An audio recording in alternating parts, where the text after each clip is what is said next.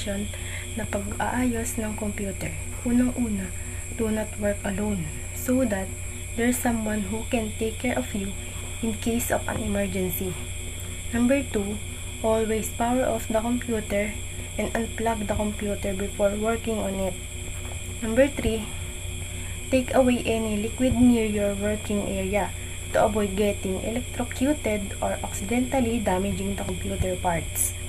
Number 4, be careful with your tools that may causes a short circuit. 5.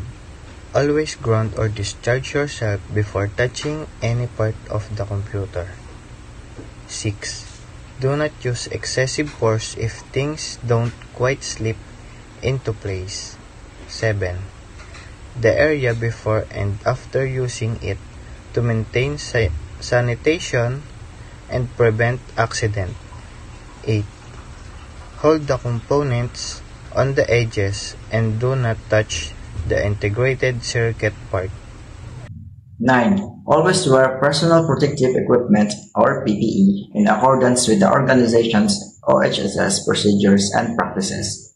10. Make sure that the pins are properly aligned when connecting a cable connector. 11.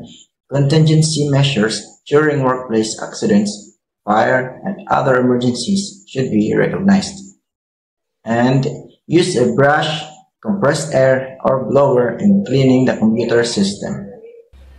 Ngayon naman ay sasabihin ko sa inyo yung mga tools na kakailanganin natin. Phillips screwdriver, anti-static wrist strap, thermal face, cable ties, small container or magnetic tray, flashlight.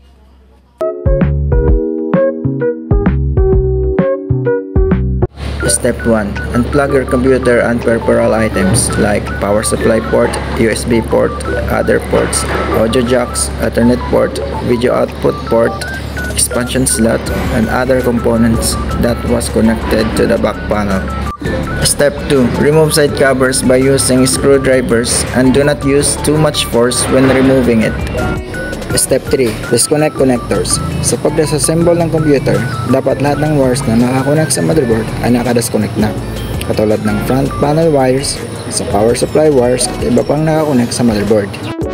Step 4. Remove power supply unit by using screwdriver and not using too much force when removing it.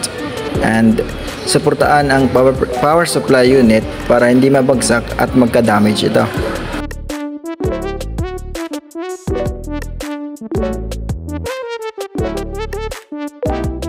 Step 5. Remove the motherboard. I-unscrew mo siya para matanggal mo ang motherboard. Pagkatapos dyan, pag na-unscrew na siya, hihilain mo siya patagilid para matanggal mo ang motherboard. Kasi may mga components ito sa back panel at maaaring masira ito kung hindi tama ang pagtanggal. Step 6. Remove CPU fan and heatsink. Ang CPU fan at ang heatsink ay sinusuportaan ang CPU upang hindi mag-overheat kasi madali itong uminit. Dahan-dahan mong tanggalin ang lock ng CPU fan tapos hilain mo pataas upang matanggal.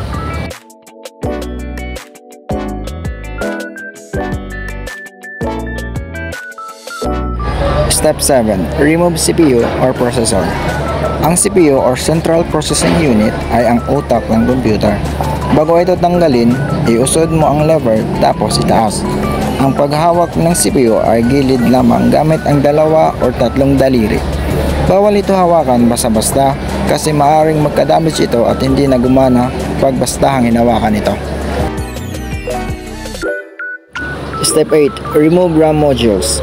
Each RAM stick is held in a place by plastic clips at both ends of the slots. Push both clips outward gently, the RAM will pop up slightly. Hold the RAM by the edges and pull it straight out.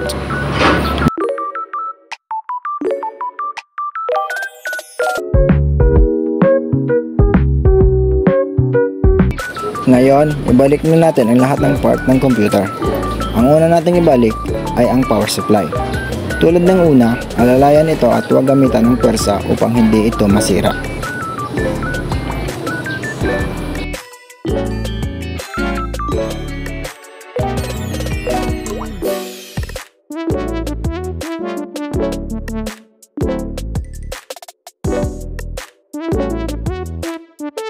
Ngayon naman ay ibabalik natin yung components ng motherboard. Una nating ibalik ang CPU fan and heatsink at saka RAM.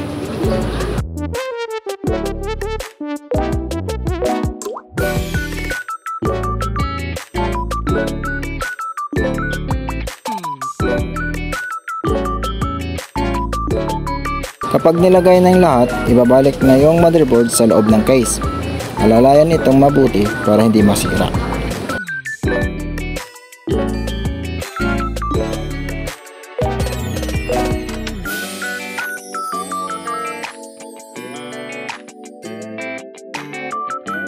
Pagkatapos ay connect na yung connection wire sa dapat nilang kukonektahan.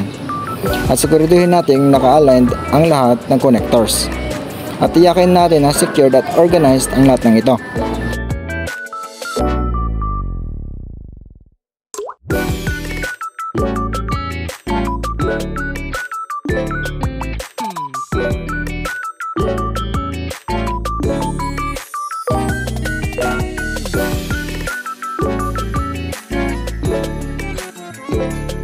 At huling ilagay natin yung case at i-screw ang dalawang side panels.